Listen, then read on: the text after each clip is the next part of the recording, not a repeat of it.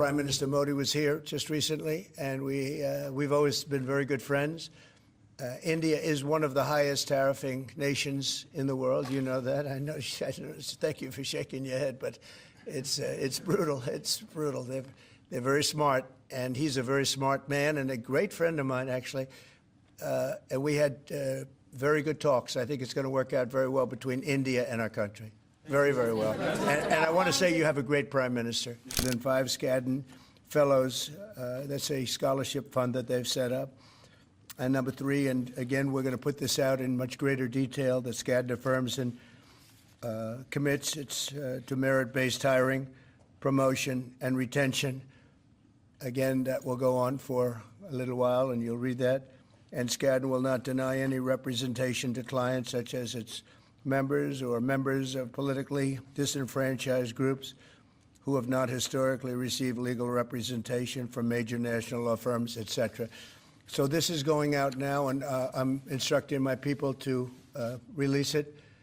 And this just was announced, so you can you'll get it in. This was essentially a settlement, and you'll be able to read that in great detail. We appreciate Skadden's coming to the table. As you know, other law firms have likewise settled the case, and it's a shame. What's gone on is a shame, but we very much appreciate their coming to the table. But we're here for right now a different reason. It's a very important one, because today we're thrilled to swear in our interim U.S. attorney for the District of New Jersey, Alina Habba. Congratulations, Alina.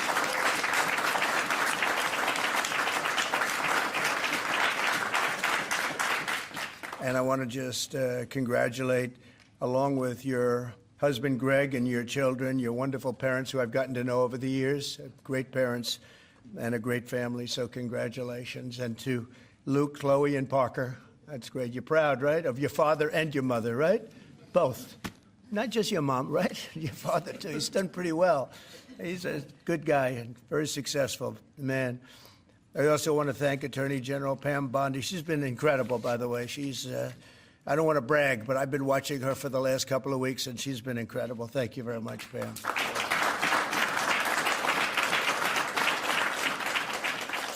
And a couple of others who have been really outstanding. Secretary of Commerce Howard Lutnick. Thank you, Howard.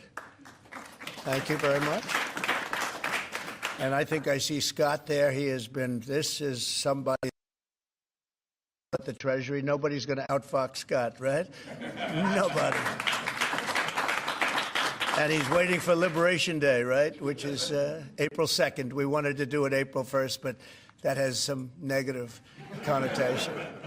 And I see Sebastian Gorka there. Thank you, Sebastian, very much. That's very much. Kevin, thank you very much. We have great people. Susie Wiles, most powerful woman in the world. She was just rated the most powerful woman in the world. If you think about it, I guess it's true when you think about it. Anyway, thank you, Susie. And Director Kash Patel. Where's Kash? Kash is fantastic. Fantastic. Thank you, Kash. So Alina is a proud New Jersey native. She was born and raised in Summit and now lives in Bernardsville with her family, beautiful area of our country. After a career leading a successful law practice in the state, very successful, Alina joined my legal team several years ago and helped spearhead the effort to defeat the corrupt and grotesque weaponization of our justice system. She was very effective at doing it, and I want to thank you for doing it. You took a lot of abuse, and now they're all sort of apologizing. So anyway, but we appreciate it. Great job you did. Thank you for allowing her to do it, because your life wasn't made any easier, was it? Huh? They even came after him. They didn't come after the kids. They would have waited about a year or two. You're very lucky. You're very lucky. But through her work, Alina became a nationally recognized warrior for the fair, equal, and impartial rule of law. She also serves as a key member of my successful 2024 campaign for president. You saw her doing a lot of explaining and doing it very well. And upon my inauguration, she joined the White House as senior staff.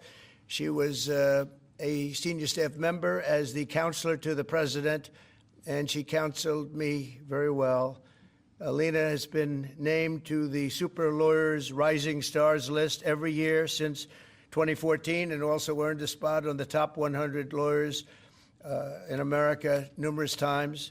As a young person, it's very unusual to have achieved that. As U.S. Attorney for New Jersey, Alina will work tirelessly to weed out crime and corruption and restore law and order to the Garden State, as we call it. It's the Garden State. It's a great place. I think it's highly underrated. It's a great place to be and to live, and we all love it. Under the last administration, violent crime in New Jersey, however, rose more than 60%. And under the last administration, violent crime throughout the country rose at levels that are higher than that and unacceptable. And we're bringing it down, and we're getting rid of a lot of bad people. They're being taken out. And we hope this court system that's become so active all of a sudden in trying to protect some very, very bad people of crime, they have to stop. They have to let us do the job. We were elected to do the job. They shouldn't be interfering in that. It's a very sad thing that's going on. Nobody can even believe it. They'd rather have them stay in our country. These are murderers in many cases and people about as bad as we've ever seen. And they have to let us do the job. They have to let Cash and Pam and everybody else do their job. Alina will take on the violence and the law-breaking in Newark, however, and Camden and all parts of New Jersey, and she'll be as good as it gets because there's a lot of bad things happening there, too. She'll stop the graft and corruption in Trenton, and she'll persecute human traffickers, gang members, illegal aliens, and criminal cartels to the fullest extent of the law. And between Pam and Alina, you don't want them after you, I can tell you. I watched Pam 2 days ago talking about what was so unfair to a patriot, what was happening. And she said, we're watching you, we're looking for you, and you're not going to get away with it now. You did very well. I think a lot of that stuff has stopped. They watched and they said, who needs this, right, Pam? So thank you very much. Really amazing job that you're doing. So, Alina, I want to congratulate you now. I will ask Pam, our Attorney General, to come up and do the honors of swearing in. And this is a great day for law enforcement in our country. Thank you very much. Thank you.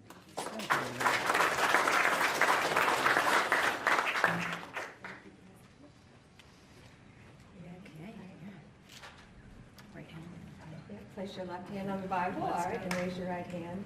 I do solemnly swear I, Alina Habba, do solemnly swear that I will support and defend the Constitution of the United States that I will support and defend the Constitution of the United States against all enemies, foreign and domestic, against all enemies, foreign and domestic, that I will bear true faith and allegiance to the same, that I will bear true faith and allegiance to the same, that I take this obligation freely. that I take this obligation freely. Thank you so much, President Trump.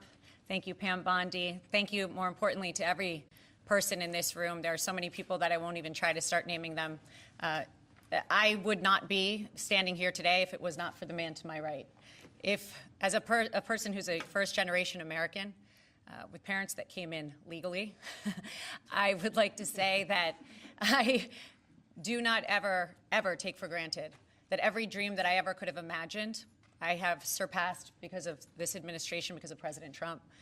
4 years ago, he entrusted faith in me as his personal attorney, and I have been on the journey of a lifetime every single day for that. But I have also been with him through some very dark days when I lost faith in our justice system, when I saw things that I never, ever thought I would ever see. And from being outside the courtroom steps, defending him and defending our great nation, I saw the most resilience I've ever seen in my life. This man kept fighting for America, and I'm just so honored that now I get to fight for the state of New Jersey. I will do a good job, sir. I will clean it up, and we're going to make New Jersey great again. Thank you so much. Thank you.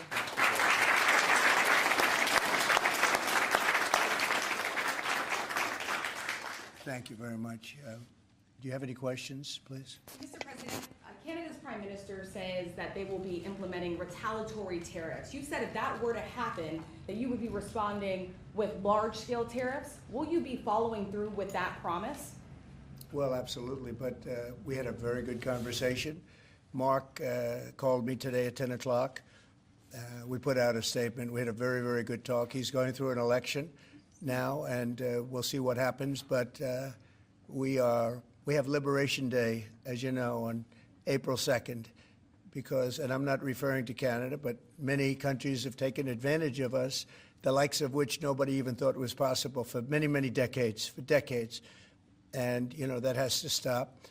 We're going to end up with a very good relationship with Canada and a lot of the other countries. Some we probably won't. It won't be so pleasant. But I think most countries are agreeing with me. They actually, many of them have actually apologized. They said, look, we have taken advantage. And I don't blame them as much as I blame the people that stood. In this case, I can say the men, because so far they've been all men, haven't they? But the men that sat right there and behind the Resolute desk, mostly the Resolute desk, I don't know if you know, you have a choice of 7 desks. The Resolute is the one I like, but some chose other ones. But they sat right behind a desk right in this location, and they let our country be hurt very badly. But I didn't do that. But we had a very good talk, the Prime Minister and myself, and I think things are going to work out very well between Canada and the United States. Yeah, please, go ahead. Mr. President, how is the talks with India on tariff going on, and what is the expectation from India? How much do you want them to Well, as you know, Prime Minister Modi was here just recently, and we've always been very good friends. India is one of the highest tariffing nations in the world. You know that. I know. Thank you for shaking your head, but it's brutal. It's brutal. They're very smart, and he's a very smart man and a great friend of mine, actually. And we had very good talks. I think it's going to work out very well between India and our country. Very, very well. And I want to say you have a great Prime Minister. Mr. President, there's been a very serious earthquake in Burma, or Myanmar today, with up to several hundred killed. Yeah. The military regime there has asked for help from anybody. Yeah, we're going to be helping. We've already alerted the people. Yeah, it's terrible what's happened. It's helping. We've already spoken with the country. Okay, please. Mr. President, yesterday you asked Representative Stefanik to stay in her seat. Can you explain your reason for that? Did it have anything to do with the tight polling in the Florida district that former Representative Waltz held? Well, I think we're doing, I think we had, as you know, we have a few elections going on, and she is phenomenal, number one. She's a friend of mine, and she was going to go to the United Nations, and I said, look, there's a lot of room for doing that or something else, but she's very popular in her district, and I didn't want to take a chance. I don't even know who else is running. I assume somebody else would have been running, but if she runs, she can't be, you never want to say can't be beaten, but I think can't be beaten. She's very, very well-liked and very smart. And I said, Lise, would you do me a favor? We cannot take a chance. We have a slim margin. We don't want to take any chances. We don't want to experiment. And she polls like I do. I won her district, as you know, by a lot of points. And she also does very well there. When it comes to Florida, you have 2 races, and they seem to be good. It's a Trump plus 32 area. The one thing is they're spending like $12 million, and our candidate doesn't have that kind of money, spending much less than that, like maybe 1/12, about $1 million, a little bit more than $1 million. So the airwaves are blanketed, and you never know what happens in a case like that. I won it by 32 points. And it's very, very strong. It used to be Democrat, but when I came along, they liked me for whatever reason. You'll have to explain that, but they liked me, and we're way up. But you don't know what happened. Second district, who seems to be in pretty good shape, but likewise, he's being outspent about 5-1. So we don't want to take any chances. So I went to Elise and I said, Elise, do you mind? Very highly rated person, she was a real leader. And she will be again. I spoke with Mike Johnson. They're going to put her in a high leadership position. But will you mind staying in Congress? Because we don't want to take any chances. And it's as simple as that. It's basic politics. It's politics 101. She's very popular. She's going to win. And somebody else will probably win, too, because we did very well there. I did very well there. But the word probably is no good. So I really appreciate her doing it. She's doing me a big favor when she does it, because she was all set to go to the United Nations, and she would have dealt with Putin and Zelensky and everybody else, and she would have been very effective. But we really don't want to take any chances because it is tight. Mr. President, No, go ahead, please. Thank you, sir. You and your team apprehended a top 3 leader in the violent gang MS-13 yesterday, just 30 minutes outside of Washington, D.C. What has made you and your team so effective in finding, locating, apprehending, and deporting these violent, illegal migrants? I love this guy. I wish more people would ask questions like that. But thank you. That's very nice. I appreciate it. And they have been. All you're doing is being fair with you when you ask a question in that way. Pam Bondi and Kash Patel and all of the rest of law enforcement, and I think we have to include ICE and Border Patrol, you know, Paul of Border Patrol, the whole group from Border Patrol. They're so incredible, and it's, you know, dangerous stuff, hard stuff. And it's really an unforced error because these people were allowed into this country. They shouldn't have been in this country. They would have never been in this country. We're getting rid of some of the worst criminals in the world. They came out of jails and mental institutions from all over the world. But Pam and the whole group, and Kash, who's here, and it's so good to have him. I see him all over. He's working 24 hours a day, but the job they've done is incredible. And they caught one of the worst criminals in the world, I guess, in terms of evilness. You don't get any worse than the MS-13 guys and the Tren de Aragua guys. It's, you could flip a coin. It's a rough group. And, you know, the big thing is they have to be able to do their job. I know I was watching it on television like you, and I saw the home that he lived in a good area, but boy, they had a lot of weaponry in there, right? Highly sophisticated, really brutal stuff. So I appreciate the question, and I just want to thank Kash and Pam and the whole group for doing a fantastic, and the local law enforcement who's been so terrific, even first responders. So I want to thank everybody, and thank you very much. Mr. President, I want to say, first of all, happy Women's Month. You Thank do you. so much for women by, Thank you. first of all, keeping men out of women's sports, and you platform so many. That was an easy one. That was crazy. You platform so many great women, like your Chief of Staff, Susie Wiles. You Right. also have Caroline Levitt doing a great job as Press Secretary. Now Alina will be joining as well. Since Democrats seem to struggle answering this question, I wanted to ask you, what is a woman, and why is it important that we understand the difference between men and women? Well, it's sort of easy to answer for me because a woman is somebody that can have a baby under certain circumstances. She has a quality. A woman is a person who's much smarter than a man, I've always found. A woman is a person that doesn't give a man even a chance of success. And a woman's a person that in many cases has been treated very badly, because I think that what happens with this crazy issue of men being able to play in women's sports is just ridiculous and very unfair to women and very demeaning to women. And that's got to be about a 94%. I read today it was a 94% issue. And I watched the other day, a congressman, a Democrat congressman, fighting for the fact that men should be allowed to compete essentially in women's sports. And I say, I hope they keep that going, because they'll never win another election. That's a big deal. But women are basically incredible people, do so much for our country, and we love our women, and we're going to take care of our women. Yeah. Mr. President, what was your reason for pardoning Trevor Milton? Highly recommended by many people, that was taken advantage of. He did a business deal like in Utah, as I have it, and I think he was exonerated, and then they brought him into New York. We had a rough road. I mean, he was exonerated. It was a big celebration. Again, I don't know him, but they say it was very unfair, and they say the thing that he did wrong was he was one of the first people that supported a gentleman named Donald Trump for president. He supported Trump. He liked Trump. I didn't know him, but he liked him. It was in Utah, and they went after him. They went after his family. They went after his businesses. And he was, I believe, exonerated, and then they went after him again, and they brought him this time into Manhattan, and he had nothing to do with Manhattan, and they got him, and I said, that's unfair. There are many people like that. They support Trump, and they went after him. You don't realize, this is a vicious group of people that were in this office before us. This is a vicious group. They're violent. What they were doing to people, and you could go story after hundreds and even thousands of stories. and they went after this man. And when I heard about it, I said, nope, not going to happen. They destroyed 5 years of his life. He fought for 5 years of his life, and he did nothing wrong.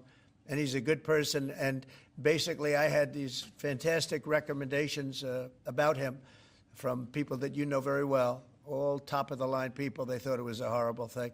There are many such cases, by the way, many such cases. Should Americans buy cars now if they want to avoid Please go higher ahead. prices?